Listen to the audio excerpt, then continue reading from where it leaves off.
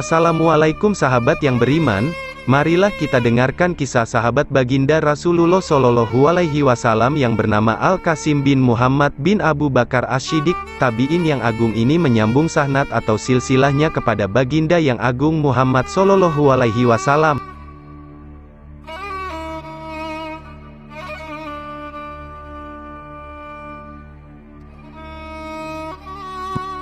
Ayahandanya beliau adalah Muhammad bin Abu Bakar As-Shiddiq, ibnunya adalah putri Yazdajir, Raja Persia yang terakhir, sedangkan bibinya dari pihak ayah adalah Aisyah, Ummul Mukminin. Di samping itu, di atas kepalanya telah bertengger mahkota takwa dan ilmu.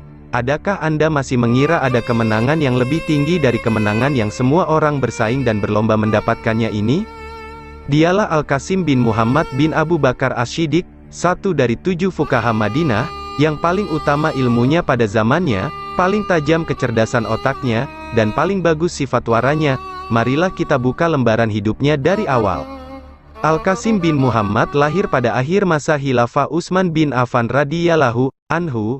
Seiring dengan tumbuh dan berkembangnya anak ini, badai fitnah semakin dahsyat menerpa kaum muslimin, hingga mengakibatkan terbunuhnya khalifah yang zuhud, ahli ibadah, Dzun Nurain Utsman bin Affan sebagai syuhada, sedangkan Al-Quran berada dalam dekapannya.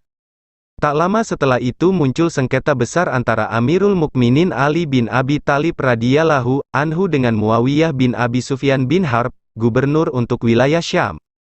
Dalam rangkaian keadaan genting dan peristiwa-peristiwa yang mencekam itu, anak tersebut mendapati dirinya bersama adik perempuannya dibawa dari Madinah ke Mesir, menyusul kedua orang tuanya.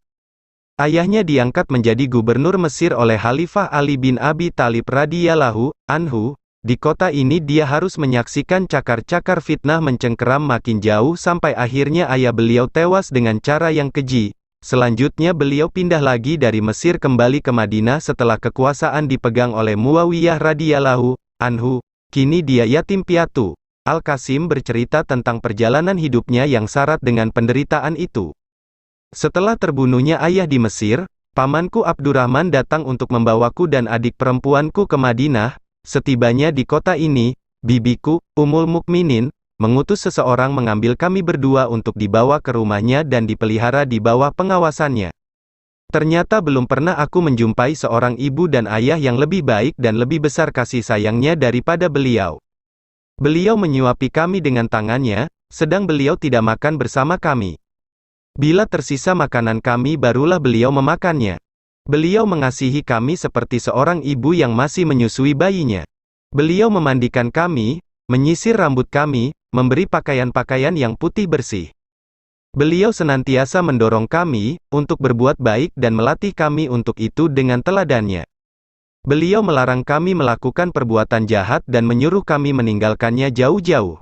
Beliau pula yang mengajar kami membaca kitabullah dan meriwayatkan hadis-hadis yang bisa kami pahami. Di hari raya, bertambahlah kasih sayang dan hadiah-hadiahnya untuk kami. Di setiap senja di hari Arafah, beliau memotong rambutku, memandikan aku dan adik perempuanku. Pagi harinya kami diberi baju baru kemudian aku disuruh ke masjid untuk sholat id. Setelah selesai, aku dikumpulkan bersama adikku kemudian kami makan daging udhiyah. Suatu hari beliau memakaikan baju berwarna putih untuk kami. Kemudian aku didudukkan di pangkuannya yang satu sedang adikku di pangkuan yang lain. Paman Abdurrahman datang atas undangannya, lalu Bibi Aisyah mulai berbicara. Beliau mulai dengan pujian kepada Allah Subhanahu wa Ta'ala. Sungguh aku belum pernah mendengar sebelum dan sesudahnya seorang pun baik laki-laki ataupun perempuan yang lebih fasih lisannya dan lebih bagus tutur katanya dari beliau. Beliau berkata kepada paman, "Wahai saudaraku, aku melihat sepertinya Anda menjauh dari saya sejak saya mengambil dan merawat kedua anak ini. Demi Allah saya melakukannya bukan karena lancang kepada Anda, bukan karena saya menaruh buruk sangka kepada Anda, dan bukan pula lantaran saya tidak percaya bahwa Anda dapat memenuhi hak keduanya. Hanya saja Anda memiliki istri lebih dari satu, sedangkan ketika itu kedua anak kecil ini belum bisa mengurus dirinya sendiri. Maka saya khawatir jika keduanya dalam keadaan yang tidak disukai dan tidak sedap dalam pandangan istri-istrimu, sehingga saya merasa lebih berhak untuk memenuhi hak keduanya ketika itu. Namun sekarang keduanya sudah beranjak remaja dan telah mampu mengurus dirinya sendiri, maka bawalah mereka dan aku serahkan tanggung jawabnya kepada Anda. Begitulah, akhirnya pamanku Abdurrahman memboyong kami ke rumahnya.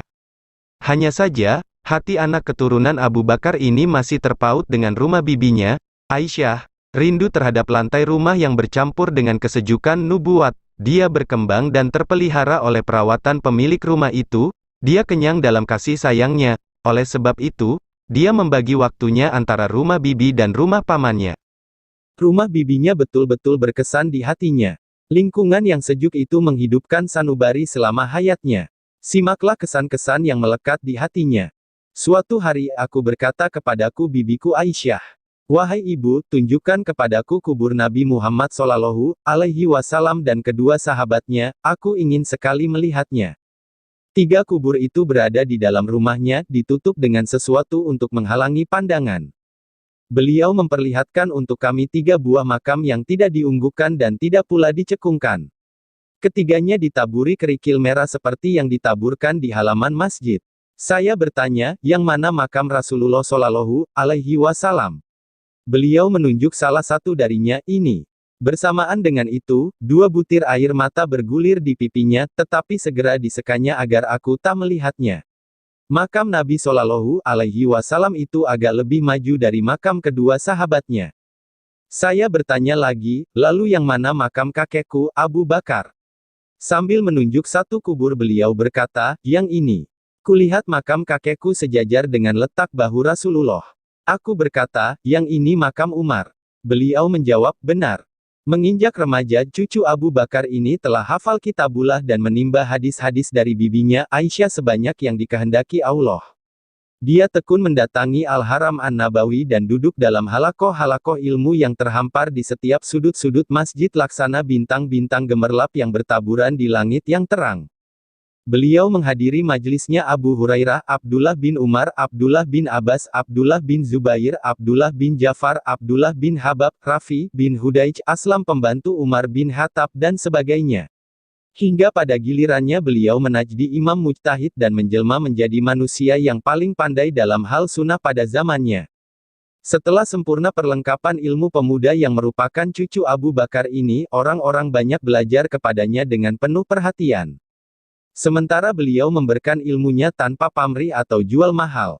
Beliau tak pernah absen untuk pergi ke Masjid Nabawi setiap hari, lalu salat 2 rakaat tahiyatul masjid kemudian duduk di bekas tempat Umar radhiyallahu anhu di Raudah, yakni tempat antara kubur Nabi Shallallahu Alaihi Wasallam dengan mimbarnya. Selanjutnya berkumpullah murid-muridnya dari segala penjuru untuk menimba ilmu dari sumber yang segar dan bersih, melegakan jiwa-jiwa yang haus akan ilmu. Tidak membutuhkan waktu lama, akhirnya Al-Qasim bin Muhammad dan putra bibinya, Salim bin Abdullah bin Umar, menjadi 2 imam Madinah yang terpercaya. Keduanya menjadi tokoh yang ditaati dan didengar tutur katanya kendati keduanya tidak memiliki wilayah jabatan ataupun kekuasaan. Masyarakat mengangkat keduanya karena sifat takwa dan waranya. Juga karena pusaka yang berada di dalam dadanya berupa ilmu dan pemahamannya, ditambah lagi karena sifat zuhudnya terhadap apa yang dimiliki oleh manusia serta berharap banyak terhadap apa-apa yang berada di sisi Allah Subhanahu wa Ta'ala. Martabat keduanya mencapai puncaknya hingga khalifah-khalifah Bani Umayyah dan para bawahannya hormat kepadanya. Penguasa-penguasa tersebut tidak pernah memutuskan suatu masalah yang pelik kecuali setelah mendengarkan pendapat kedua ulama tersebut. Sebagai contoh, ketika Al-Walid bin Abdul Malik berkeinginan untuk memperluas Al-Haram An-Nabawi yang mulia, rencana ini tidak bisa dilaksanakan tanpa membongkar masjid yang lama pada keempat arahnya dan menggusur rumah istri-istri Nabi Shallallahu Alaihi Wasallam untuk perluasan. Persoalan ini rentan dengan perpecahan antara kaum muslimin dan menyakiti perasaan mereka. Mengingat hal ini, maka Khalifah menulis surat kepada Umar bin Abdul Aziz, Wali Madinah, yang isinya sebagai berikut. Saya memandang perlunya memperluas Masjid Nabawi Asy-Syarif sampai 200 hasta persegi. Untuk kebutuhan ini, keempat dindingnya perlu dirobohkan dan rumah istri-istri Nabi terpaksa kena perluasan. Selain itu rumah-rumah yang ada di sekitarnya perlu dibeli dan kiblatnya dimajukan kalau bisa. Anda mampu mewujudkan hal itu, mengingat kedudukan Anda di antara paman-paman Anda adalah keturunan Ibnul Khattab dan besarnya pengaruh mereka di masyarakat. Jika penduduk Madinah menolaknya, Anda bisa minta bantuan pada Al-Qasim dan Salim bin Abdullah, sertakan keduanya dalam rencana pemugaran dan perluasan ini.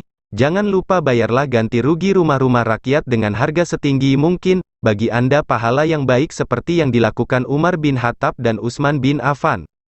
Dengan segera, Gubernur Madinah Umar bin Abdul Aziz mengundang Al-Qasim bin Muhammad dan Salim bin Abdullah bin Umar dan para pemuka kaum muslimin Madinah. Pada mereka dibacakan surat perintah khalifah yang baru saja diterima.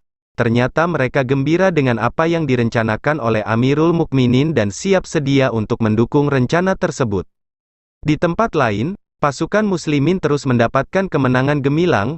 Mereka berhasil menjatuhkan benteng-benteng musuh di Konstantinopel dan merebut kota demi kota di bawah pimpinan komandan yang tangkas dan pemberani, Maslamah bin Abdul Malik bin Marwan. Ini adalah awal terbukanya Konstantinopel. Kaisar Romawi mendengar rencana pemugaran dan perluasan Masjid Nabawi, maka dia ingin menyenangkan dan mengambil hati Amirul Mukminin. Dikirimnya 100 kg emas murni disertai 100 arsitek dari Romawi dan membawa ubin-ubin marmer yang indah. Bantuan tersebut dikirimkan oleh Al-Walid kepada Umar bin Abdul Aziz. Wali Madinah ini baru mau memanfaatkannya setelah terlebih dahulu bermusyawarah dengan Al-Qasim bin Muhammad.